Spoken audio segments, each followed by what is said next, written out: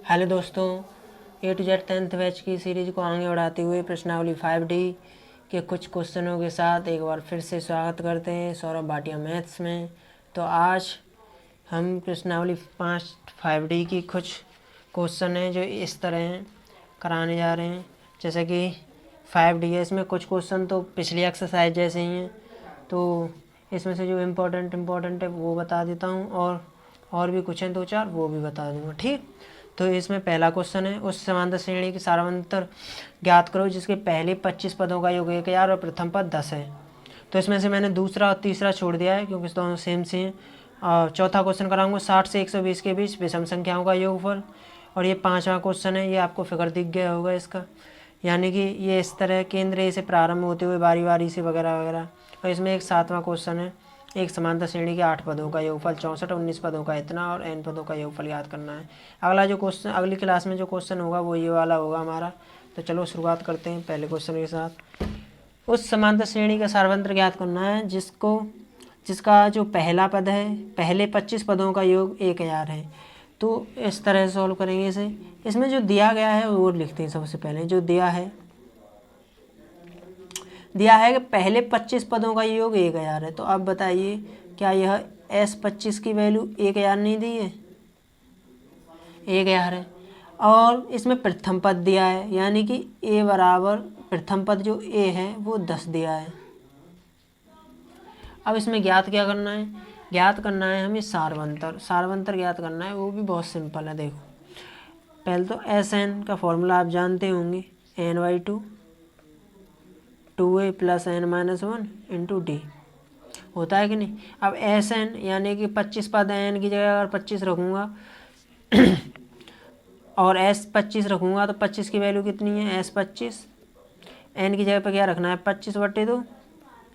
2a की जगह पे 10 रख दो, प्लस n की जगह पे 25 - 1 और d। अब S25 की वैल्यू जो है वो 1000 है, यानी कि क्योंकि 25 पदों का योगफल 1000 दिया है। इसे कहेंगे 25/2। इसे कहेंगे हम 10 दूनी 20 प्लस 25 में से 1 गया तो 24 गुणा d। अब इसे कहेंगे 25 से 1000 कितनी बार कटेगा? 25 चौको 100 यानी 40। 2 का गुणा कर दो 40 में, तो 40 दूनी 80 = 20 प्लस 24 d। 20 को इधर ले आएंगे तो 80 में से 20 गए तो 60, इधर बचा 24 d। अब d = 60/24, इतना ही तो होगा, 60/24। अब काट दो इसे, 12×5 = 12 दूनी 24, यानी ये आ गया 5/2। यही आंसर है हमारा, यानी कि जो d की वैल्यू है वो 5/2 होगी, यानी कि डाई होगा। यानी 25 पदों का योगफल दिया है और प्रथम पद है तो सारवंतर इस तरह लिख लेगा। चलो तो बढ़ते हैं अगले क्वेश्चन की ओर। 60 से 120 के बीच सभी विषम संख्याओं का योगफल ज्ञात करना है। अब विषम संख्याओं का योगफल ज्ञात करने के लिए विषम संख्याएं क्या हैं? तो विषम संख्या कौन सी होती हैं? जैसे कि 1 3 5 7 ऐसे डॉट डॉट डॉट हैं। सम संख्याएं 2 4 6 ऐसे। तो 60 और 120 के बीच में, यानी 60 और 120 के बीच में निकालनी है, बीच में निकालनी है, ना 120 लेनी ना 160 लेनी, यानी 60 से बड़ी और 120 से छोटी जो कि विषम हो। तो 60 से बड़ी विषम संख्या 61 है, फिर 63 होती है, फिर 65 होती है, डॉट डॉट डॉट, और 120 से छोटी 119 होगी। तो यहाँ पे हमारे अनुसार अब जो A बराबर है वो 61 होगा क्योंकि प्रथम पद है। D बराबर 2 होगा क्योंकि 63 में से 61 गए तो 2 बचेंगे। और जो L है यानी कि अंतिम पद वो 119 होगा। अब इसमें हमें ज़रूरत किसकी है? n की वैल्यू, क्योंकि 61 और 119 के बीच में पद कितने हैं, यानी ये कितने पदों से 119 तक पहुंचा हुआ है। ठीक है। और क्योंकि n की वैल्यू इसलिए निकालनी है क्योंकि इसमें कहा गया है कि इन दोनों के बीच में जो सभी विषम संख्या है उनका योगफल निकालना है, और योगफल निकालने के लिए n की वैल्यू ज़रूरत है। तो n की वैल्यू निकालने के लिए सबसे पहले हमें पता है कि L बराबर क्या होता है? A + n-1 × d। L की वैल्यू कितनी है? 119, A की वैल्यू 61 प्लस n-1 और d की वैल्यू 2। 61 को इधर ले आएंगे तो कितना बचेगा? आप कहेंगे 58। 119 में से 61 गए तो 58 बचते हैं, = n-1 × 2। 2 से 58 कितनी बार कटेगा? 2 दूनी 4, 1 2 9 18 29, तो यानी 29 बराबर हो गया n-1। और n की वैल्यू जो आएगी वो कितनी आएगी? 1 को इधर ले जाएंगे तो कितना होगा? एक को इधर ले जाएंगे तो 29 और 1 30। ठीक है, तो n की वैल्यू कितनी आ गई 30।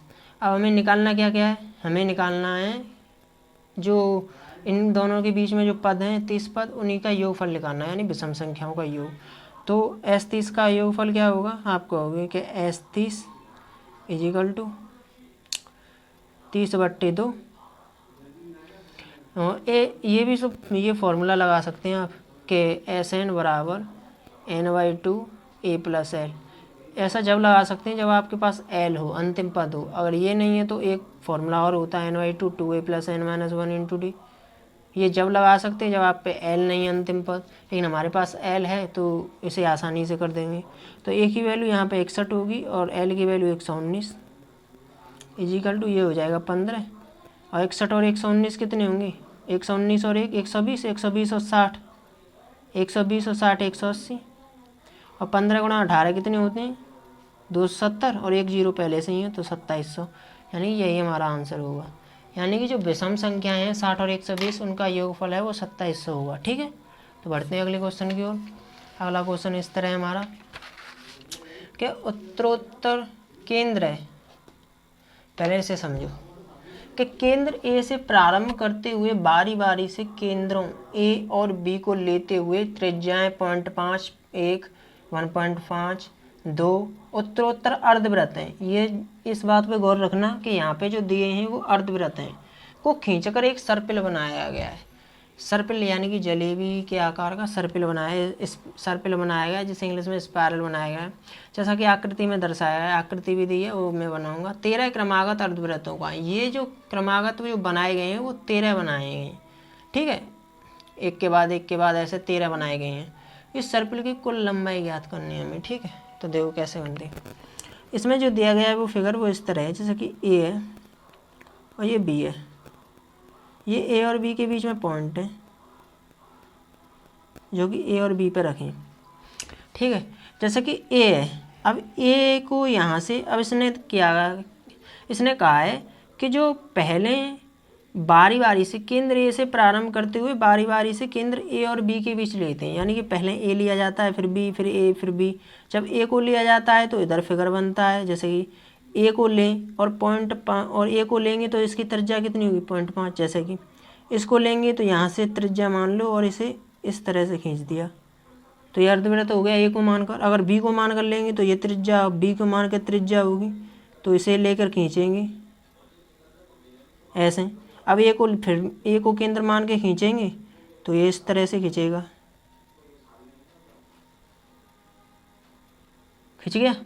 अब बी को मान के केंद्र मान के खींचेंगे तो दूसरी ओर वो कुछ इस तरह से खींचेगा, फिर इस तरह से ए को केंद्र मान के। ठीक है,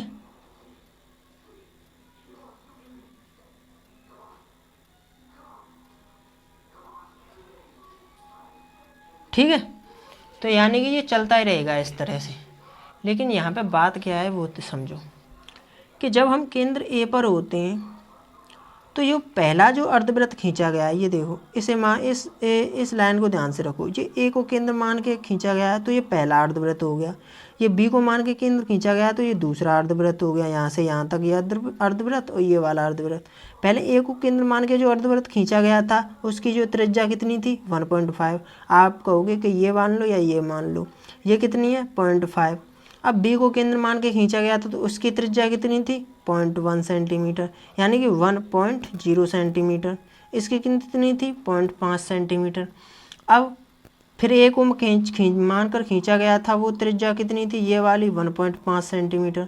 और फिर बी को केंद्र मान के जो खींचा गया था जो बड़ा वाला था वो ये वाली त्रिज्या थी वो 2 सेंटीमीटर। ऐसे ही बढ़ते बढ़ते फिर ए को केंद्र मान के खींची गई थी ये वाली, तो ये उससे भी आगे बढ़ गई थी।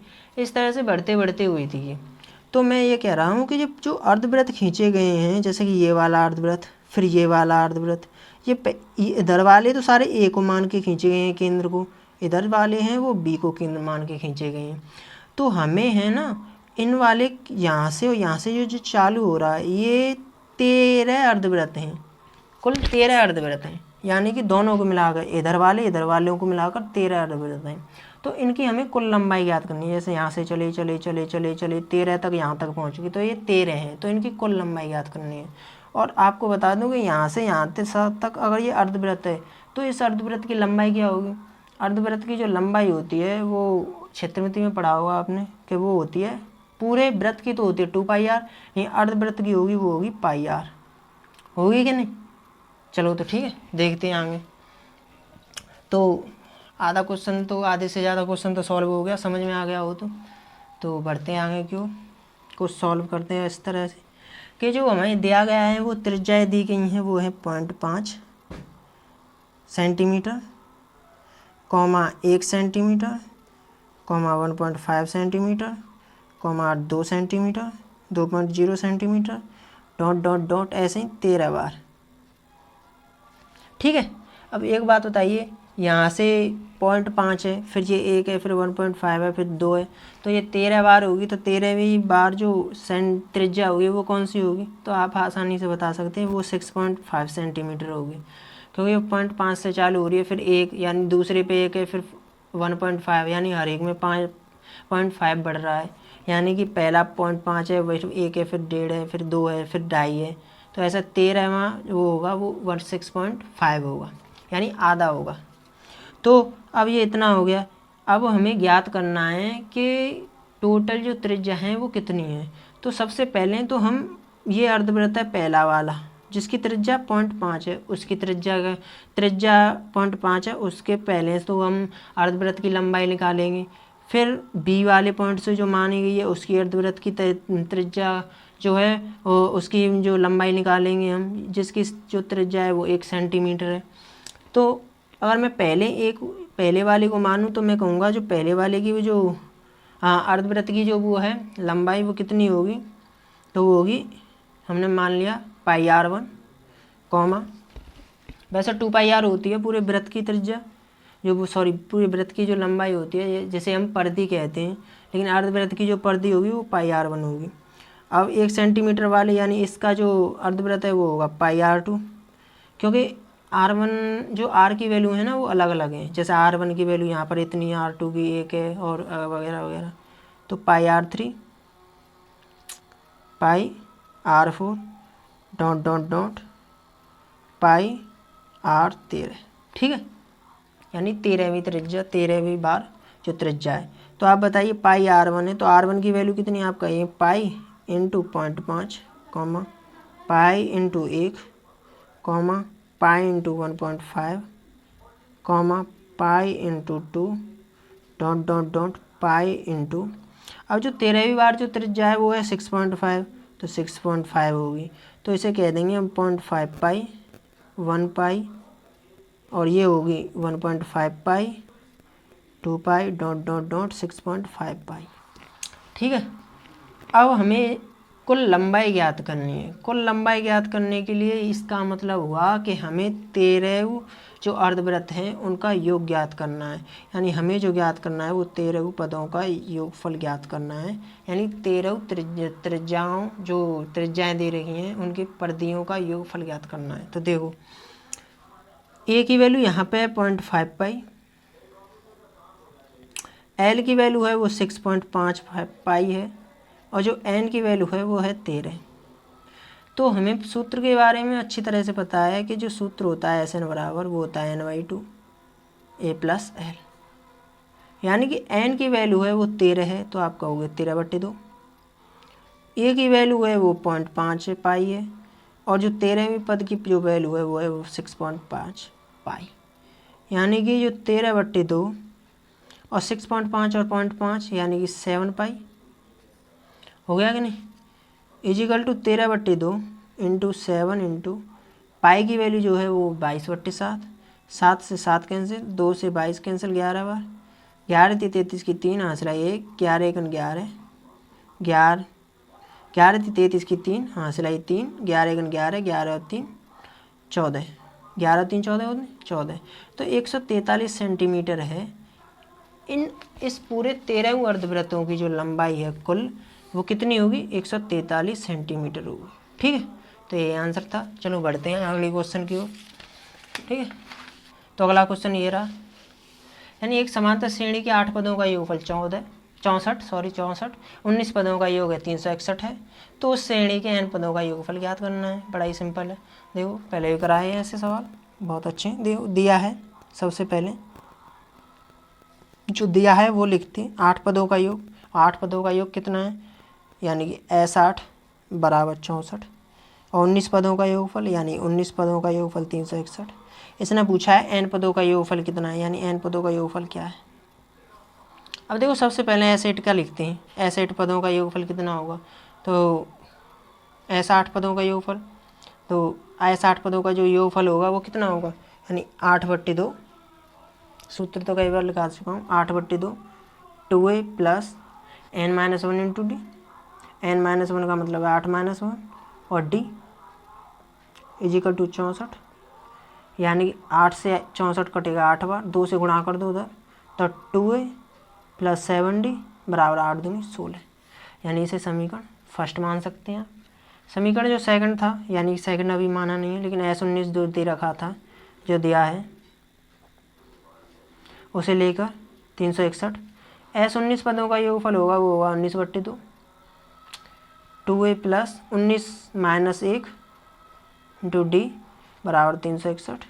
19 से 361 19 बार कटता है और 2 से उधर गुणा करेंगे तो 2a plus 18d is equal to 19 दूनी 38। अब यहाँ 2a प्लस 18d है और 2 से भाग जा रहा है तो भाग भी दे दीजिए, a रहने दो, 2a प्लस 18d रहने दो 38। इसे समीकरण सेकंड मान लो। अब समीकरण फर्स्ट और सेकंड को सॉल्व कर दो। जैसे समीकरण सेकंड यहाँ पे लिखा है, समीकरण सेकंड में से फर्स्ट को उठाने पर यहीं लिख दो, इसे समीकरण सेकंड मान के समीकरण सेकंड माइनस फर्स्ट से, तो 2a प्लस 18d बराबर 38 दो, और यहाँ पे लिख सकते हैं 2a प्लस 7d बराबर 16। ये समीकरण फर्स्ट है। इसे सॉल्व करेंगे घटाने पर तो माइनस माइनस कट गया, माइनस 18 में से 7 गई तो कितना बचा 11d इजिकल टू 38 में से 16 गई तो 22, और d की वैल्यू कितनी आ गई 2। यानी जो d की वैल्यू है वो 2 है। अब d की वैल्यू 2 है तो समीकरण फर्स्ट या सेकंड में किसी में भी रख दीजिए। जैसे समीकरण फर्स्ट में रख दीजिए, यहाँ पे लिख दीजिए समीकरण फर्स्ट में d का मान रखने पर